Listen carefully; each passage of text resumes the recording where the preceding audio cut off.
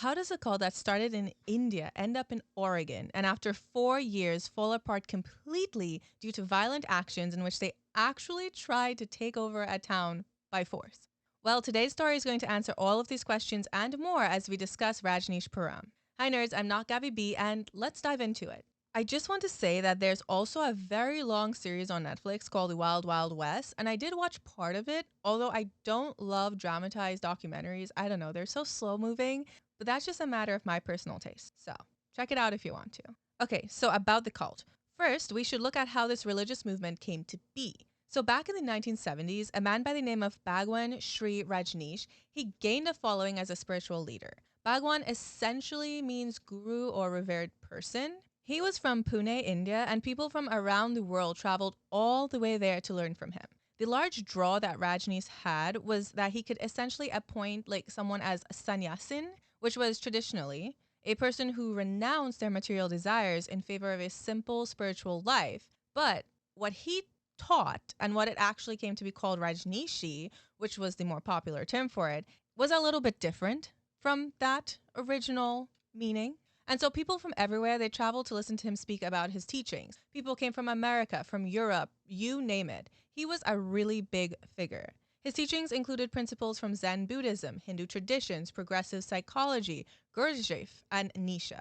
Upon arriving in Pune, people from the West, they ended up falling in love with what they found at the Bhagwan's ashram, and they didn't really want to leave. He utilized meditation as a product, and for it, he made sure he got paid in US dollars because, business mind. The money that came in from all of this like meditation and counseling that he gave people and the teachings, he used to develop his ashram. So according to Sheila, which was his secretary, they set up a bank with a card system. They got several $100,000 worth of money, which is worth a lot in India, especially back in the 70s. The interesting thing, though, is that he started teaching about enlightened capitalism, where you are allowed to enjoy worldly things, and then you combine that with spiritualism.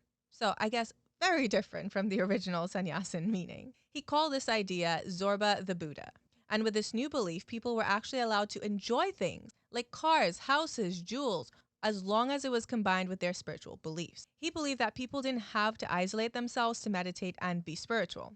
They could participate in life and still be enlightened. And due to this, his following expanded greatly. I mean, as you could imagine. So Rajneesh, however, with these new teachings, he ended up at odds with the Indian government. He was very combative, and this led to disagreements and altercations between his neighbors and officials. So the Indian officials and politicians, they decided to take action against him, and these actions led to them blocking expansion plans for his ashram.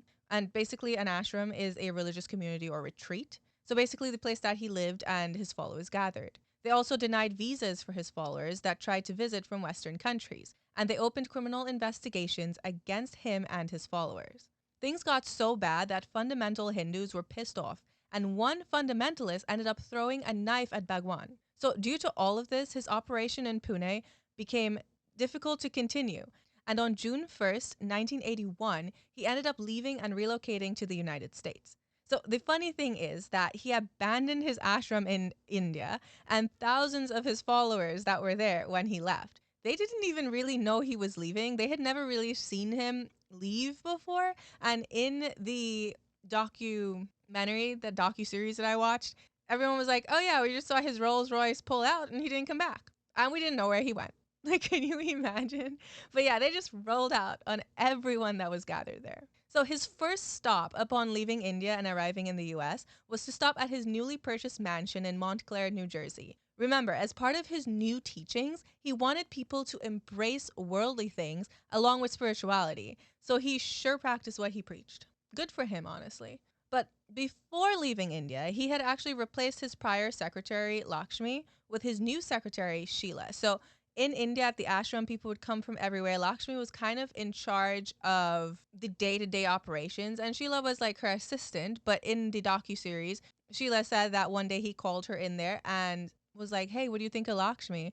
And she was like, I just don't see her as being successful. And so he ended up replacing her. And this was kind of due to the fact that Lakshmi had tried to find new land to relocate the ashram to in India. But everywhere she looked, she wasn't successful. So Sheila, she actually had the brilliant idea to move the entire operation to the United States. And when, he gave Sheila all of this power, he also gave her irrevocable power of attorney. And so she became the spokesperson for him because around the same time, he actually swore a vow of silence. So she was basically in charge of everything. And you'll see how that comes into play later on. So on June 13th, Sheila's second husband, her first husband, he had died earlier. And in the documentary, it was actually really, really sad. Like, she described his death as the greatest sorrow she has ever felt. But the second husband, he ended up negotiating the purchase of the 64,000 acre Big Muddy Ranch in southern Wasco County and northern Jefferson County, Oregon. So this would be the site of everything that conspires throughout this video. So they paid $5.75 million for this ranch. And initially, their story was that they were just going to build a communal farm for 40 people. But very, very soon, the locals noticed that truckload after truckload of mobile homes and a lot of building materials, as well as building permits, it really just gave away the plan that they were up to something much bigger than that. In addition, they started purchasing a lot of property in Antelope itself later on, so the locals started to feel less than pleased. By September, when Bhagwan himself arrived, people soon realized that they had lofty goals to create a historical community that was essentially a utopia. When interviewed, some of the followers, they actually saw their goal as building a shrine for Bhagwan while he was still alive. So they did a lot of press work in the initial stages because they were super proud of what they were doing there. They really wanted to develop their community into a place where everyone lived in peace, no matter who they were. And like, honestly, that's kind of a valid cause, but nothing is ever as it seems. So early on, this community, they had gotten very smart intellectuals as part of the group. They got people from North America and Europe, and these were intellectuals from the West that were just completely burnt out with the mundane and simultaneously overwhelming lifestyles that they lived. The daily grind had completely taken it out of them. So they had like a large cast of lawyers, architects, engineers, civil planners. They basically had all the expertise required already in their ranks to build essentially their own society. And so that's exactly what they worked toward. A quote from the documentary was, "It was city planning, the likes of which was never seen." I mean, they worked hard and they worked fast. They ran their own pipes throughout the entire ranch. They built roads. They established their own power source, which was capable of supporting 10,000 people. And in this community, women were seen as equal to the men during building. And they did as much work as the men. In fact, women here, they outnumbered men by 54 to 46%. And they had a lot of the leadership roles. And pretty soon, the community ended up having a hospital, a shopping mall, a police force, restaurants, a whole banking system. They had even bought a residence hotel in downtown Portland where visitors that came to the community could stay.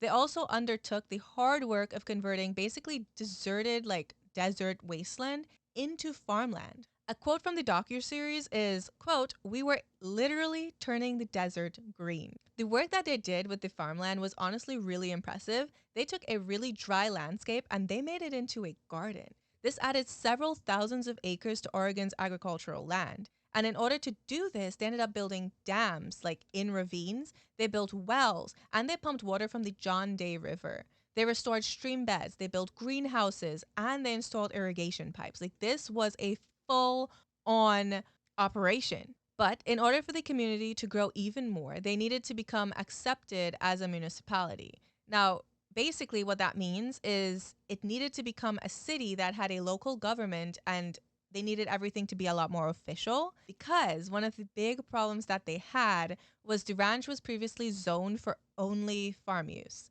And guys, this is going to come up again later on, and it's going to be a really big problem for them. So if they didn't get this like zoning change, they wouldn't be able to develop it the way that they wanted to. And so they formed the city of Rajneeshpuram, and in the spring of 1982, it got approved. Over the course of the next 3 years, the community grew to 2,500 full-time residents. But during the summer festivals, this could reach 15,000. However, the residents of the nearby town, of course, were not exactly happy with this because you have a really quiet community. I think it was mostly older people. Nothing really happening here. It's farming. It's more rural, and all of a sudden you have an influx of people with different beliefs who are doing things you don't fully understand. That would cause a lot of problems for them. So the locals started noticing that Bhagwan literally had dozens of Rolls Royces that he drove regularly to the nearby town of Madras. And the people, they didn't really trust Rajneesh. And like, everyone else that showed up to town. It was quiet, and then all of a sudden it was flooded by outsiders. And people started seeing this as a downfall of their civilization. And then in the newspaper, like on the documentary, they showed it. There was an ad about exploring sexuality. And they were like, no, absolutely not. This is satanic. And later on, a lot of stuff happens that kind of adds to this belief and fear, which I'm laughing. It's not funny. It's not funny. But could you imagine? This is the 80s. People were like, what? In my good Christian town? I can't do an American accent. I'm so sorry. But you know what I mean. So the biggest issue that really had people worried is the fact that the Jonestown cult, which is another cult that I'm sure a lot of you are familiar with, but this was very recent in all of their minds. And what happened in that cult essentially was a mass where a lot of people died. So obviously they were nervous. They were all very concerned. But the daughter of a member of the guy who actually covered the Jonestown story, she was part of Rajneeshpuram, and she said that it was really, really different and very positive. And if her father were there to see it, he would agree. But that's her words. News stories ended up calling Rajneeshpuram a cult of Satan, and Christians were really, really concerned that the cult would negatively affect their religion. To make matters worse, of course, Rajneeshpuram started buying property within the city of Antelope, and they started buying business and residences in that town. Soon, the cult members, they started moving into the town and buying up every available property. In fact, during the episodes, one person said, oh yeah, there were people there who were like, I'm never selling, never selling. But then they got a huge offer of money and they were like, bye, see y'all later. So the documentary, they actually highlighted that the cult bought a cafe in town and they named it Zorba the Buddha. And it became a gathering for the cult members when it was previously a gathering for the locals. And this really pissed off the residents. I guess understandably, because it was like their local hang and now it's completely swarming with new people that the locals are like, oh, they're strange. I don't know. So the news stories that the documentary played were terrible. I mean, the reactions of the locals that they played, the video clips, were shocking. I mean, genuinely shocking things were said by the residents of Antelope. Basically, tensions were really, really high. And the residents, they made a lot of threats against the Rajneeshees. They drove around with guns in their trunks. One man was quoted as saying, they're not asking to be shot, they're basically begging for it. There were stickers that the locals made that said things like bag the Bhagwan or better dead than red. The entire thing was really, really dark. People were antagonizing each other and they were ready to actually harm each other over this. The town of Antelope tried to basically disincorporate the town in an election that came around in April of 1982. And that's when things, I think, really started to get intense. See, the voter turnout was 120% according to a news clip that was in the documentary, and the Rajneeshees, they defeated the disincorporation by 55 to 42 due to the fact that they flooded the vote the day of by registering like a ton of new voters. Side note, in order to vote in Oregon, you only have to be like a resident for 20 days, which made it super easy for cult members to move en masse and sway the elections. So this disincorporation would have essentially dissolved the town's local government and put it under the rule of the county it was located in. But this was a huge win for the Rajneeshees. It was basically kind of like a civil war, but with votes. And they ended up winning, which was not something that the local townspeople were happy with. This ended up leading to the name of the town, though, the town of Antelope, being changed to the city of Rajneesh. Then, in November of 1982, city council elections of Antelope ended up leading to a full city council of Rajneeshi members. That was everyone on it except for 2 members that were from the town. But upon hearing that, hey, he was one of only 2 non-Rajneeshis on that council, one of the guys just up and left. Like, he was like, bye, I'm out. And then in February of 1983, the Rajneeshees officially took office on that city council. Now, according to the documentary, every single thing that they did to take over the town was perfectly legal. But they also did things like approve public parks for nude sunbathing once they took over. So I totally understand why the locals would be a little bit upset here.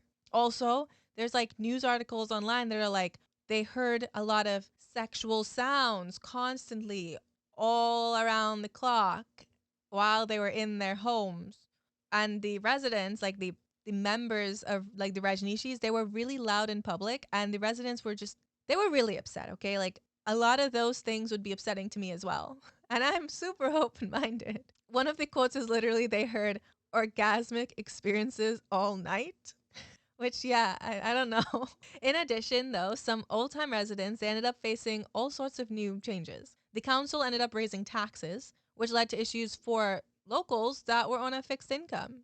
Then they changed the names in the town to the names of Hindu holy men, which further isolated local, like the old people who've been there forever.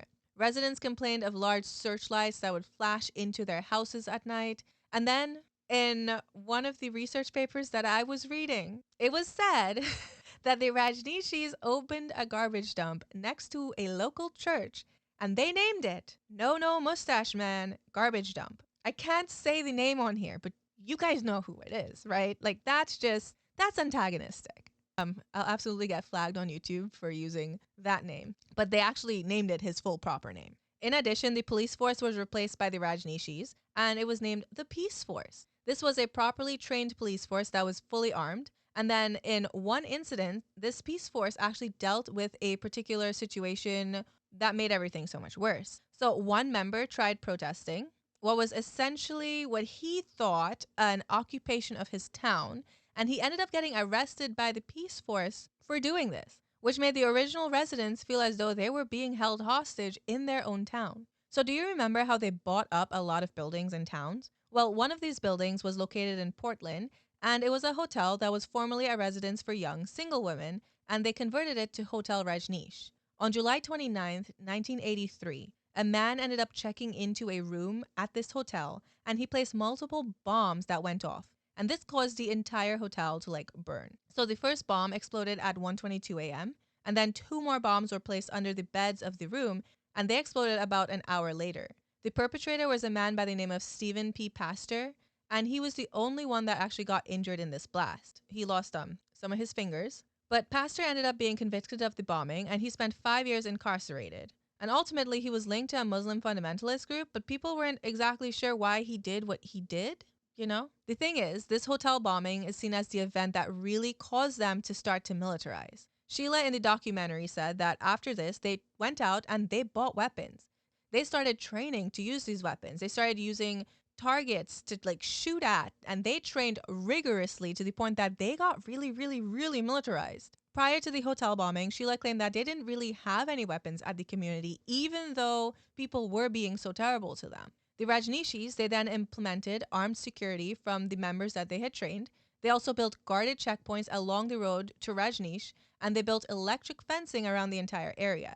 They even had helicopters for their security team. Like, they took this seriously. I mean, if everybody in the town is like, we want them gone, and they were willing to take violent means, the Rajneeshis were like, we are gonna be ready for you. You're not taking us down. One of the biggest issues of Rajneeshpuram is that while there was freedom of religion, the location of the community ended up violating a lot of different land use laws of Oregon. So remember, they had said that they wanted to use the ranch for agricultural purposes, but then everyone quickly realized that that wasn't their plan. So eventually, an organization called 1000 Friends ended up filing a lawsuit to have the buildings in Rajneeshpuram torn down. The court wanted to emphasize farmland was for farming. Their goal was to basically get rid of the buildings and get rid of the cult.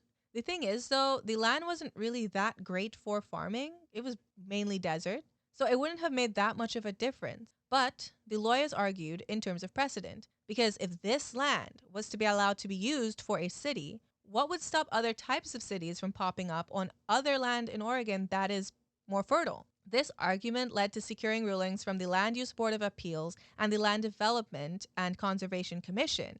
And then in 1983, these rulings, they basically invalidated the city, which then led to 4 years of litigation. Now, as all of this was going on, information about the cult from their own meeting minutes ended up being leaked to the Attorney General of Oregon, Dave Frohnmeyer, and he started investigating them. What he presented was that the city of Rajneeshpuram did not practice separation of church and state, which was a problem. They had law enforcement agencies, they had weapons, they had a public school, but everything about the town was controlled by religion. The school itself caused a really big problem because there was religious imagery at that school and the teachers themselves wore religious garb. In addition, there were questions about whether the police force was legal because they weren't loyal to the residents of the town. They were loyal to Bhagwan. So Frohnmeyer actually ended up issuing an opinion that stated that the city was the functional equivalent of a religious commune, which meant that the separation of church and state made the city ineligible for state funding and the participation in services such as law enforcement. And all of this led to an entire legal fight about religion and politics. People drew parallels between Mormons and Salt Lake City, Utah, claiming that Rajneeshpuram was being unfairly targeted. The state ended up filing a lawsuit to reverse the municipality of Rajneeshpuram and the city of Rajneesh. This led the Rajneeshees to feel as though they were being unfairly targeted by the government, as laws and rulings that were being made about their community were being made about them behind closed doors. To make matters worse, in 1984, the Rajneeshees decided that they would run in the elections in order to try to gain control of the governing board of Wasco County. And in order to do this, they took less than ideal means. So previously they had won elections by using legal loopholes, but for this particular election, they actually stooped to illegal means.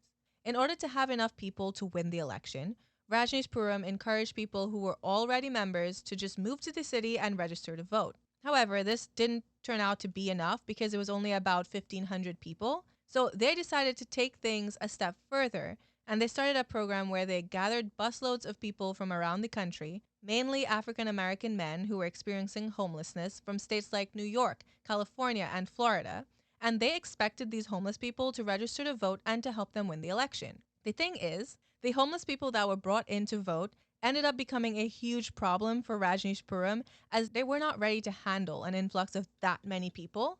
And then one man, there's like a story of it in a documentary, he ended up getting really violent at the compound. So the Rajneeshees, they decided, okay, you know what we should do? We should simply drug all the homeless people. So they took Haldol and they put it into beer that was then served to the homeless. Also, you can actually read reports from the state police on all of this online because Rajneeshpuram was being watched closely due to the movement of all of these people. Like, the authorities were afraid that an event like the mass Jonestown unaliving was going to happen here. Again, I don't want the video to get flagged, so we're just going to have to use code words here. But the thing is, since the authorities were aware that they were trying to bring in all of these people to sway the election results, they ended up running into trouble. So Oregon's Secretary of State Norma Paulus, who was in charge of overseeing the election, she threw a wrench in their plans. What she did is she basically shut down the voter registration leniency that was allowing the mass registration of all these homeless people and other people that they brought in.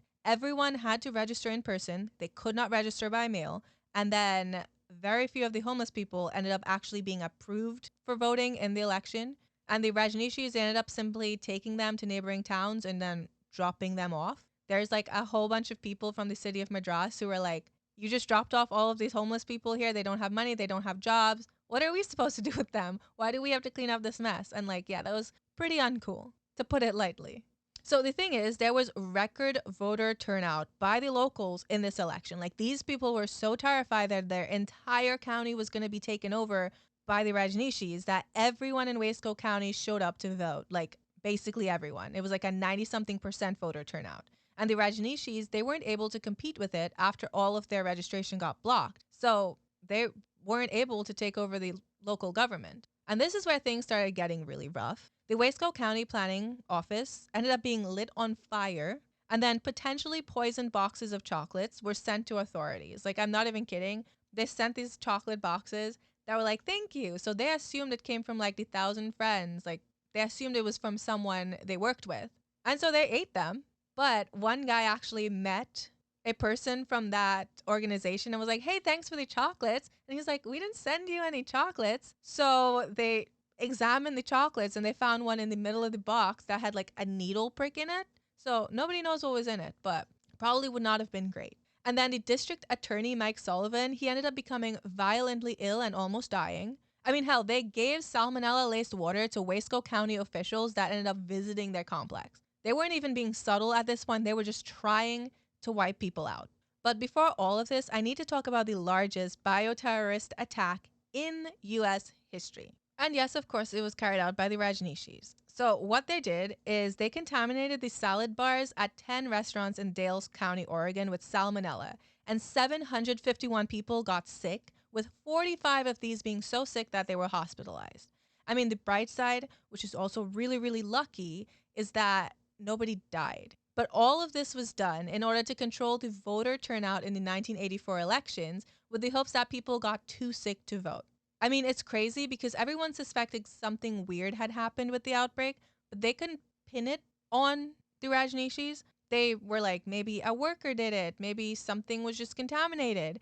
But in 1985, it came out that the Rajneeshis had sprinkled salmonella culture on salad bar ingredients at multiple restaurants. In addition, the cult also ended up getting busted for the largest immigration fraud case in US history. So the authorities attempted to go after Bhagwan by deporting him. They claimed that he was not able to perform his duties as a religious leader because he had an oath of silence that he had sworn. And so, for like a year and a half of the time there, he was not talking to anyone. He was not teaching anyone, which nulled him as a religious leader.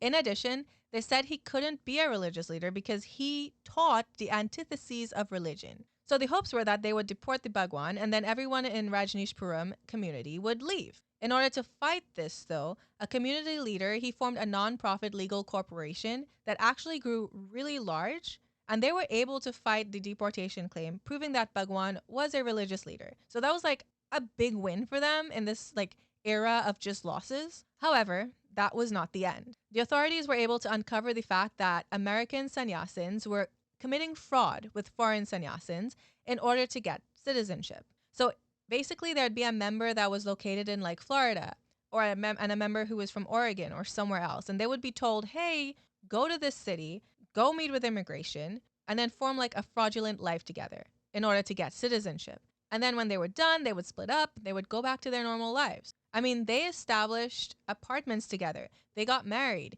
they did everything to make their marriage look believable. But then things started really going south with immigration. In 1985, the Rajneeshis decided to take matters into their own hands. And so they established a plot to murder Charles Turner, which was the man that was leading this immigration investigation. In fact, they didn't just stop at Turner. They also wanted to go after Frohnmeyer, as well as any other authority figures that they thought threatened the commune. The hope was that by removing these people who they saw as instigators, they would remove the motivation to go after them. Ultimately, though, nothing came of it, and luckily, no one was assassinated. And guys, it's crazy because Sheila had everyone, including Rajneesh himself, wiretapped. The uncovering of this, like wiretapping, led to it being one of the largest wiretapping schemes. Sheila's house had like 10,000 tapes of wiretapping that they found once they raided it eventually. I mean, these members, they're literally sped run lawbreaking. They were like, what can we do? What can we do? And then they just chose all of it. So the interesting thing is, before all of this was uncovered, Sheila, the person who was arguably behind most of this, she ended up leaving the cult. Like, she fled. She made the decision to leave, and she left on September 13th, 1985. She fled to Europe, and just 2 days later, because Bhagwan was so upset by this, he went public and he accused Sheila of all of the crimes that she committed. He told of the attempted murders, the wiretapping, the arson. Bhagwan accused Sheila and her close people of basically being a gang of fascists.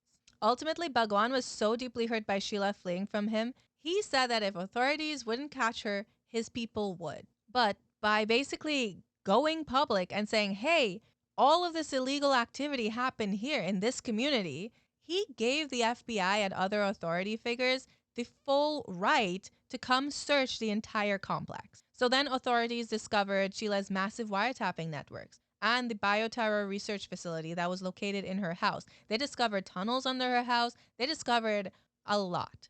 On October 28, 1985, Sheila was arrested in West Germany and extradited to Oregon. She was sentenced to 10 years in a federal prison, but was released in 1988. Upon her release, she moved to Switzerland after being denied re-entry to Germany. She then started working, taking care of elderly people, and eventually she grew what was basically two private nursing homes that she ran. Sheila had acquired Swiss citizenship through her husband, who ran the Zurich commune, but while she was serving her prison sentences, he ended up passing away. Interestingly enough, though, even though this community in Oregon caused the most publicity, Rajneeshpuram had communities in Italy, Germany, Australia, Netherlands, Portugal, Switzerland, India, and a ton more. All the communities had people who were working to support the entire establishment. There were roughly 30,000 sannyasins, and overall members, including non sannyasins, was roughly 500,000. Like, this cult was absolutely massive.